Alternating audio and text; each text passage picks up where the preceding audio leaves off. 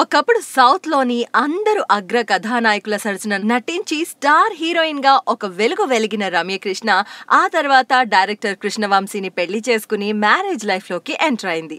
పెళ్లి తర్వాత రమ్య ఇక సినిమాల్లో నటించదు అనుకున్నారంతా. కానీ మళ్ళీ సెకండ్ ఇన్నింగ్స్ ప్రారంభించి క్యారెక్టర్ ఆర్టిస్ట్ గా బిజీ అయింది. గతేడాది విడుదలైన బాహుబలిలో శివగామి పాత్రలో నటించి ఆ పాత్రకే ప్రాణం పోసింది. ఈ సినిమా సూపర్ సక్సెస్ కావడం, శివగామి పాత్రకు జనం నీరాజనాలు పలకడంతో రమ్యకు వరుసగా క్రేజీ ఆఫర్లు వచ్చి పడుతున్నాయి.